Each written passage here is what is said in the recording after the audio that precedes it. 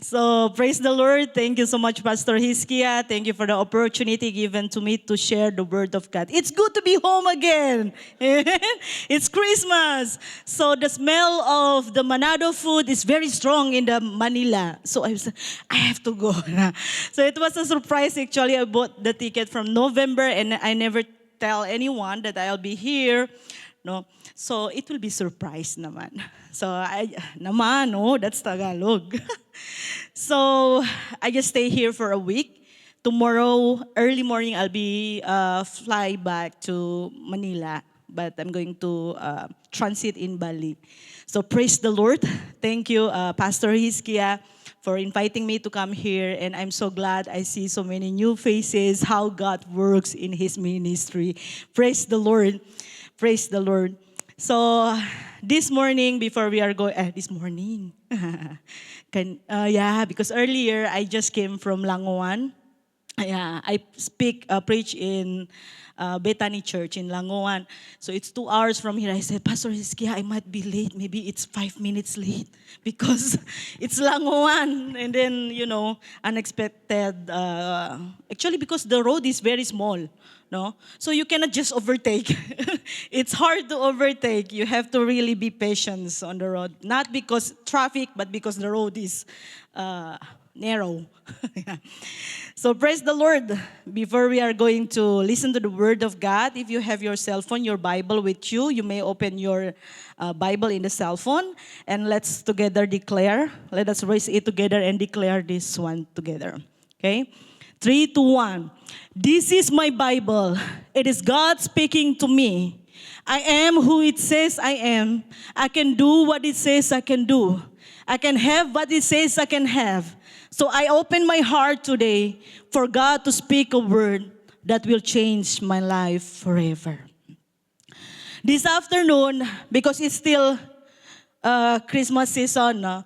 I know that you celebrated your Christmas last 21st, but I hope that God will speak to each and every one of us through His message this afternoon, taken from the book of Luke, chapter 2, verses 8 to 18. Luke, chapter 2, verses 8 to 18. I entitle the sermon this afternoon, Good News That Cause Great Joy. Good news that cause great joy. Let us read together Luke chapter 2, verses 8 to 18. And there were shepherds living out in the fields nearby. This is NIV version. Keeping watch over their flocks at night.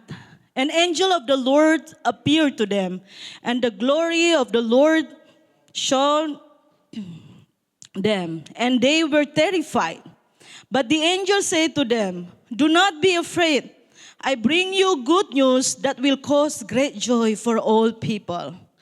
Today in the town of David, a Savior has been born to you. He is the Messiah, the Lord. This will be a sign to you. You will find a baby wrapped in clothes and lying in a manger.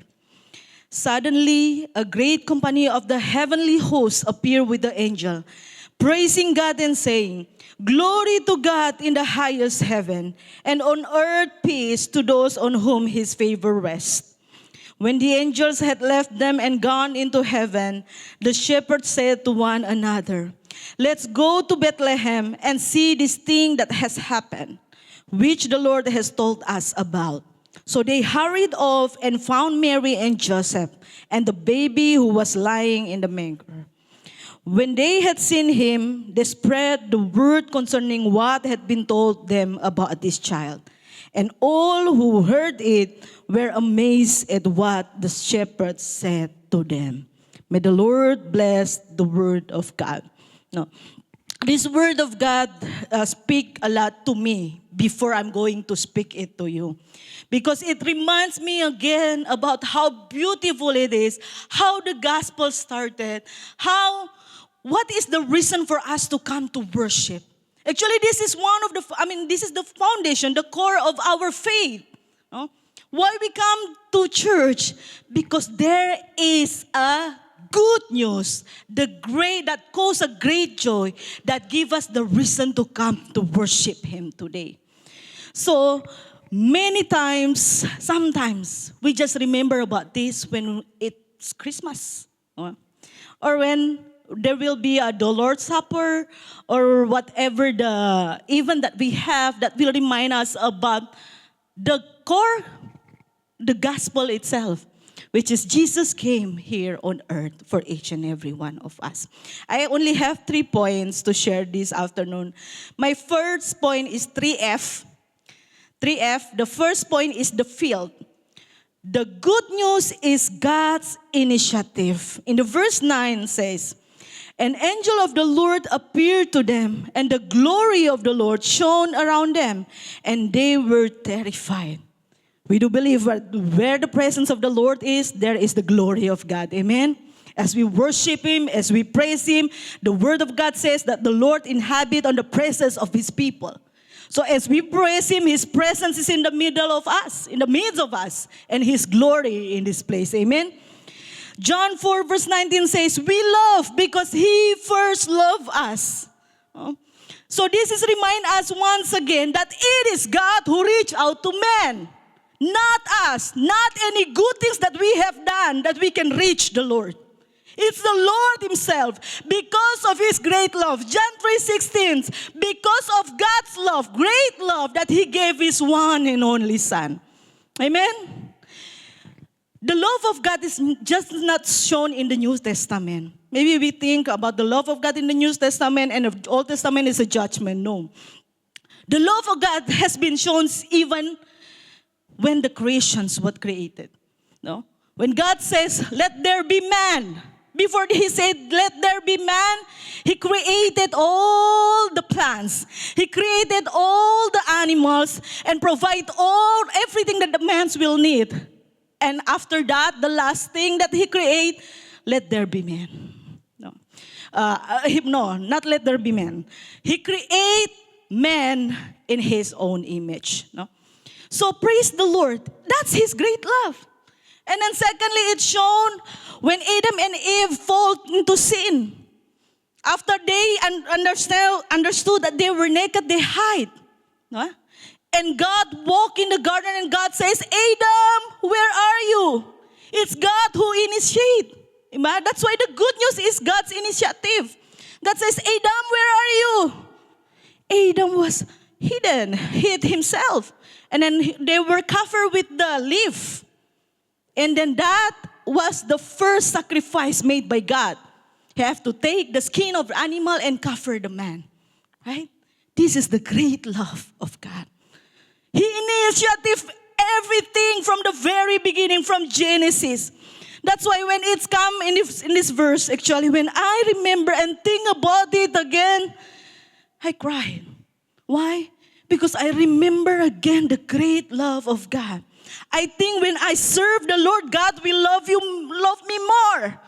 I think when I do good things, God will love you more. But in fact, nothing that we can do can add His love to us. Because He has loved us first. No matter what we have done, nothing can add up His love to us. Amen?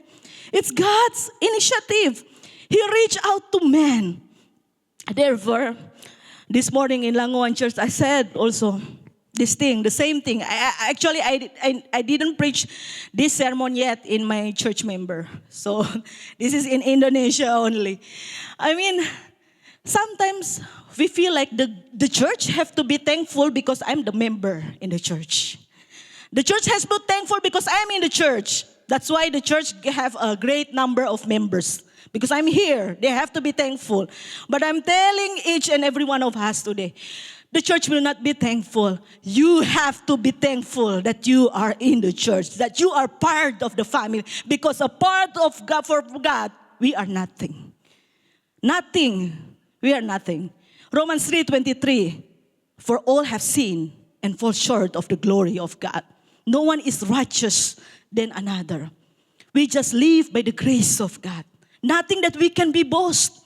Our strength, our wisdom. The Word of God says the man's wisdom is foolishness in front of God. Nothing that we can be boast. We live here, we stand here, we walk here. Everything is by the grace of God. Amen? Every day, we live under the grace of God. Low Engel said, The gospel is not about men searching for God, but God reaching out to mankind.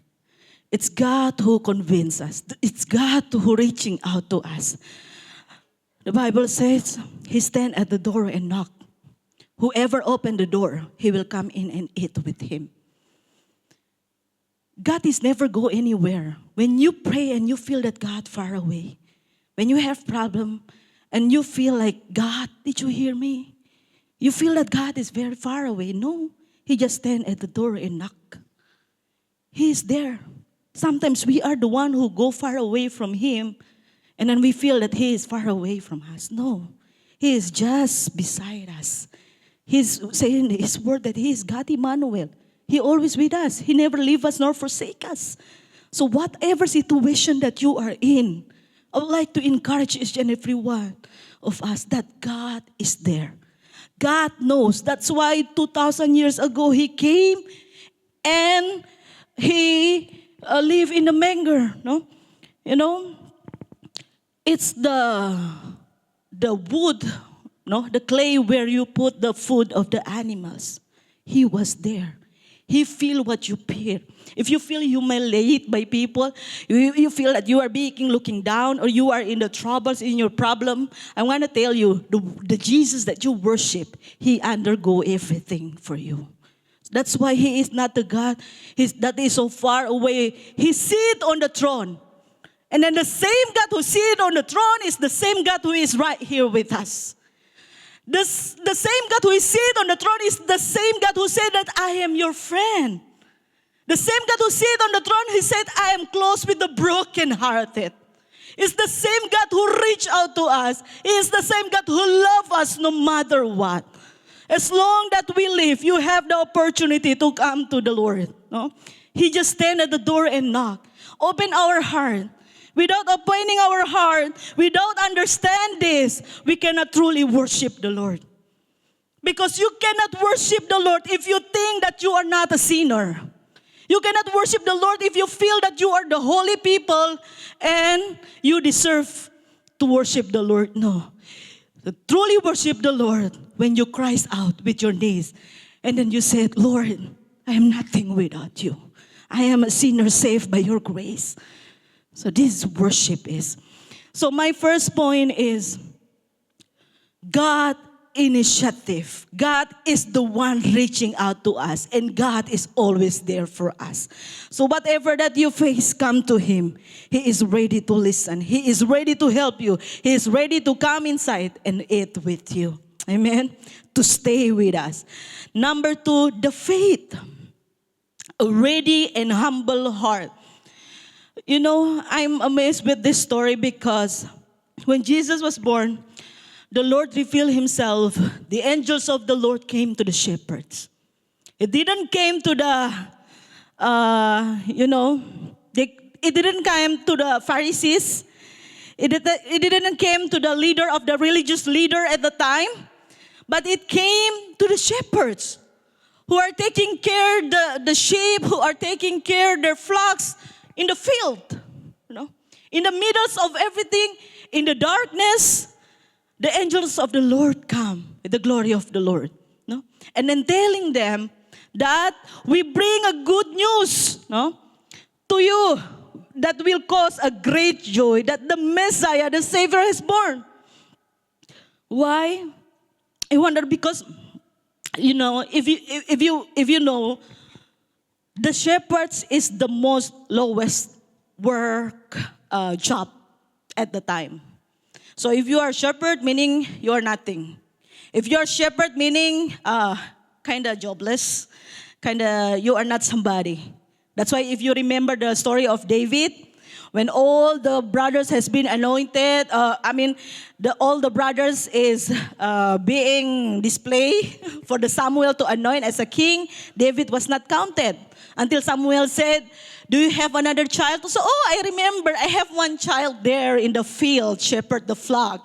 Because the shepherd is not counted. That's why I wonder in the book of Psalm, David always say, even my mother and father forsake me, God will not forsake me, no? So I remember, that's why pala.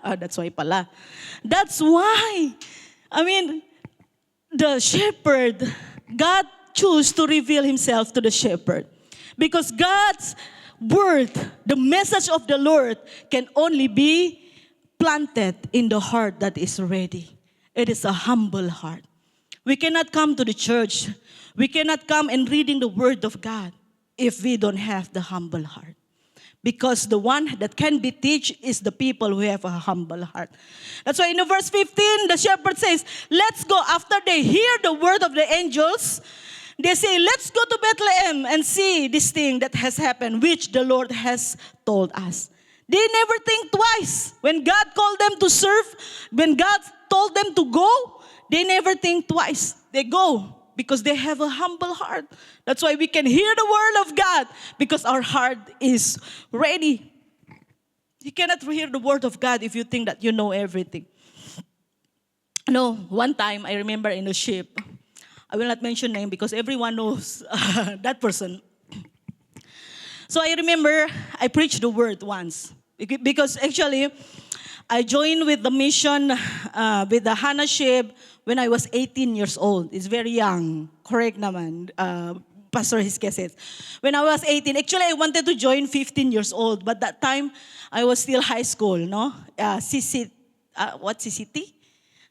Training for the missions on 15 years old. But I was able to join with the mission 2017.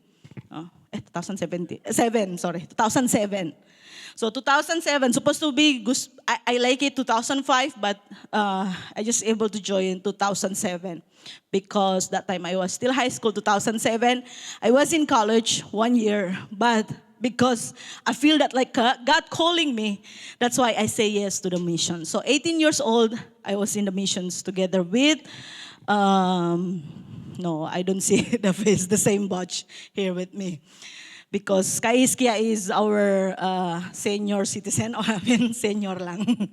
Kaiskia, and then we have Winda also here. No? So this man, one time I shared word of God to him, and he told me like this, Cindy, I don't want to listen to your preaching because you didn't study theology. You don't even go to Bible school. Why will you preach? He said like that. So I said like, you know, it's a bit of hurt, you know, but in other way also, I feel being motivated. No? Okay. Now I understand there are people who will not listen to you because you are not graduated from theology. So, I mean, this thing, I mean, that's, I think, not only him. There are still people like that. If you don't study. So, to make the short story, I graduated from my Bachelor of Theology in the Philippines, and I'm also done with my Masteral in Biblical Studies. And then, that person now is listen to me when I preach. Because I prove it to him that I have the license to preach. I indeed have the license, literally, to preach. So he listened to me right now. When I met with him, he said, oh, now I can listen to you. He told me like that. So I said, okay, so there are people like that. And when I was in the office, my friend know that I'm a pastora, and then I have my masteral in biblical studies. So they asked me like this, Cindy, what do you think when somebody preach that is not graduate from Bible school? So I'm thinking about that person who's asking me. So I was like, actually, I never think anything about that. But when she's asking that, I said, I hear them. I listen to them. Because God can use anyone. No? You don't need to graduate from theology or to take your masteral for you to preach. Because God even can use the stone to praise Him. God can use anyone to preach His word. So I said, I listen to them because I believe that the word of God is dynamic. You can preach this verse up like this. The next day, you're going to preach it with different revelation. Because God's word is dynamic. And you don't need theology for that. You need theology maybe just only for the first point, second point, conclusions, ganyan. I mean, just like that. But the real message of the word of God, it didn't see your degree. It didn't see your status. It didn't say. That's why I said, When we are proud, it's hard for us to listen the word of God because we're gonna be choosy. If the word of God is good to my ears, then I will listen. No? If this word seems like, oh, it's for her. You come to church, oh, I think this is for my wife. I think this is for my husband. Or you're gonna see your husband, like that. No? But we didn't say, oh, it's for me, Lord. No, it's for me, Lord. So every time I go to church, actually, I learn to empty myself. No. When you come to church, learn to empty yourself. Empty to yourself what? I mean, with a humble heart, we're gonna listen to the word of God. So you don't have time to see what shoes the speaker use. Sometimes we are in the church, but we are absent-minded and we are not ready to listen to the word of God. But I thank God, I know the mess people are a humble heart people. Amen? Amen. Konti lang. View lang. But I believe those people, when we understood the first point, that God has loved us first, and we understand His great love, we will be able to walk in humility. It's hard to walk in humility if you don't understand the first point. Because you think that it is because I'm smart, it is because I'm good, that's why I'm in the church. That's why I have this kind of friends. That's why I have what I have right now. It's because of my hard work. But if you understand this first point, you know that everything that you have, it comes from the Lord. You will understand that apart from the Lord, we are nothing. You will understand that we live here on earth because of the grace of God. Nothing that we can be boast for except for the Lord. Amen? So, Eden Tozer said, for the Christians, humility is absolutely indispensable. Without it, there can be no self-knowledge, no repentance, and no faith, and no salvation. So without humility, there will be no repentance. Because you think that everything that you do is right. You are the most righteous, and we will going to start to judge other people. Oh, that woman, that man, we can start to judge people, no? Because we think that we are the right one. But when we walk in humility, we will have a self-knowledge. We understand the Romans 3:23. We understand that we need to repent every day, not just the moment when we receive Jesus Christ as our Lord and Savior. And there will be no faith. Why will you put your faith in God if you can do everything by yourself? So without humility, we will actually never acknowledge that God is God. No? Then there will be no salvation.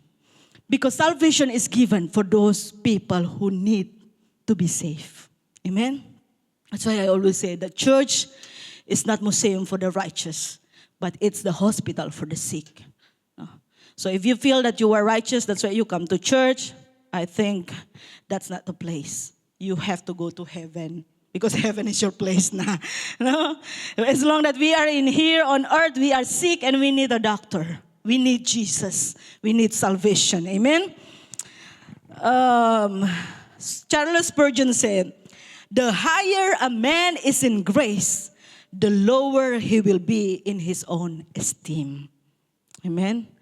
The higher a man is in grace, the lower he will be in his own esteem. We will respect others. We start to acknowledge that God is God, and we know that everything that we have belongs to God. God is good. So my third point, the fruit. First is the field, God initiative.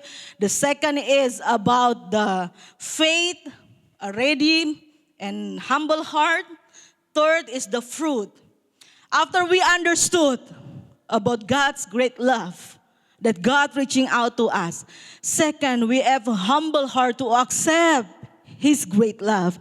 Third is the fruit, mission-focused heart. This month, the MESC theme is about global mission. No, is very great theme. No, The shepherd could not stay in stable. Once they saw Jesus, they became the first evangelist, spreading the news to everyone who would listen. You can check it in verse 18. Experiencing Christ naturally leads to sharing Christ. No? When you experience Christ, you are going automatically sharing about Christ. Why? Just for example, you go to Mantos, you see there is 90% discount of Fladeo. No? You're gonna buy. After you buy, what will you do? You're gonna post in the Facebook, "Hi guys, there is 90% discount in Fladeo. Hurry up before it's end." No? And then not enough. You're gonna go to your family members. You're gonna come, "Hi, there is 90% discount. You go there." No? The Fladeo shoes, they are good. It's just like this, like this. Then you're gonna buy. Everyone will go, di ba? If there is a good food, when we eat, when we taste the food, oh, it's yummy. It's good. You're gonna tell, hey, if you're gonna buy food, you go to that restaurant, that's very yummy. You're gonna tell about that. That's the same thing when we experience Christ, no? When we experience the satisfactions in the God's presence, when we taste and see the goodness of God, we cannot be quiet. We cannot keep it for ourselves, but we're gonna tell everybody that, hey, I have the Lord who hears my prayer. I have the Lord who is always with me. I have God, Jehovah Rapha, who can heal your sickness because He heals mine. I have God, Jehovah Jireh, who can provide all your needs because He provides mine. I know God, who is Adonai, El Shaddai, all-sufficient God, who will never lack anything. So when we taste and see about this, we cannot keep ourselves to be quiet. We cannot just stay. Oh, I'll just go to church every Sunday. No matter what you go, I stay. You go to the mission, I stay. No. John Piper said, mission is not the ultimate goal of the church. Worship is. Missions exist because worship doesn't. No? So when we worship the Lord, no? In the church, we started to have these desires to let the people know that, there is someone who can satisfy your soul. Nobody can give you the peace that the Lord offers. Nobody can give you the joy. The joy that is unconditional. No? Even when you have no money, you will still be happy. Because you know that God is your provision. God will provide. God is your provider. God can provide all your needs.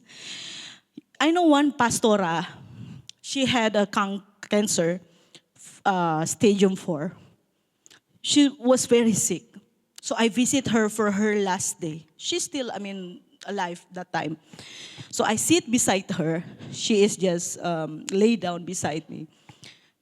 Because the doctor said it's only a few days. So for a few days, we stay by her side. She is very kind. And then she have a cancer stage 4. We pray for healing, but God didn't heal. But we believe that God works for good to those who believe Him. If He didn't heal you, He's still good. If He didn't answer your prayer, He's still good. So that pastora, God is good. Hallelujah. She's like that while lying down. I sit beside her and I hear that she's keep on praising the Lord even in the midst of sickness. She said, praise the Lord. Hallelujah. So I was like, Lord, she suffered, but she still praised you until the last day she was called by the Lord. She keep on praising the Lord. My father-in-law also was a pastor. He was also have complications and have to stay in the hospital. In the last breath of him, he sing, bless the Lord, oh my soul, oh my soul. You know, it's hard to worship the Lord when God didn't answer your prayer. Why these people still worship the Lord when God didn't answer their prayer? There must something that is more than an answer prayer. Because they know that salvation that they have, having Jesus is more than enough. When you have Jesus, you have everything that you need. Even when He didn't answer your prayer, you keep on trusting Him that He works for good to those who believe in Him. And that's Christianity is. Christianity is not about religion. Because religion will teach you to perform. But Christianity is about personal relationship with the Lord. If you have intimacy with the Lord, you know Him well, that He will never give you less than His best. So what you have now is His best. What we have now is His best, even when He didn't answer our prayer. Keep trust in Him. He never leave us nor forsake us. He is a good God, and we are His children. A good father will never give bad things to his children because He loves us. Amen. He wants what is best for each and every one of us. My conclusion this afternoon, the gospel is not just a story we hear. It is a Savior we meet and a mission we carry. God took the first step. The shepherds were not looking for God. God came looking for them. Don't settle for hearing about Him. Go and meet Him yourself. No? I remember this self about Job. No? Job is a good person. They say that Job is a righteous man at the time. He lost everything. But when he lost everything, he said, before I hear about Him, now I see Him. No? That's why I said, do not just hear about Him. Go and meet Him for yourself. A true encounter with Christ create a missions heart, a missionary heart. No? So the challenge this afternoon. Today, don't just treasure the message, but tell it. Don't just ponder the light, but share it. Go back to your fields, your homes, your office, your neighborhoods, and let the world know that the Savior has come. You know, our church, surrounded by drugs dealer. You know, we have one of the biggest drugs dealer market in the Philippines. They just sell drugs like they are selling candy. So you see them every day. They are just beside the church. They are selling drugs. So some people hate them. Some people. And I asked my husband, I think that's not good. Can we post something in there that you should not stand by beside the church? And my husband just told me, no, we are the church. We are reaching out to them. They are the lost. They need Jesus. So what he did, every day he smiled to them. Say, good morning. They said also, they replied, good morning, pastor, while selling the drugs. My husband says, good morning, good morning. And when he has something, he always give them. When he have bread, he give them, oh, did you eat na? Have you eaten? And then he give the bread. Oh, you share. And when we have, even in the church, when there are foods, he will give also to them. This year, we have one drugs user give himself to the Lord and then be baptized. Right now, he served the Lord in the church. He and his whole family. And we have 9 others who is baptized this year. So, God has loved us first. That's why we love others. God reached out to us first. That's why we reach out to others. We're going to tell about this great news. We're going to show them love. So, one time, just new, recently happened. We saw someone die, our neighbor. And then pastor told me, who is dying? And then when he saw the banners, he saw, I know him. And he was sad. And he said, I regret. Why? Because every morning this guy greet me. He said, good morning, pastor. Hey, good morning. But he never stopped and talked with that man. So because he was very busy, he said, so he just passing by and then they just say good morning to each other. And just recently, he learned that that person died.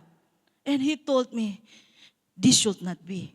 No, he feel the guilt. Like I never told about the word of God. I never tell him about Jesus that I serve, and he died without hearing the gospel.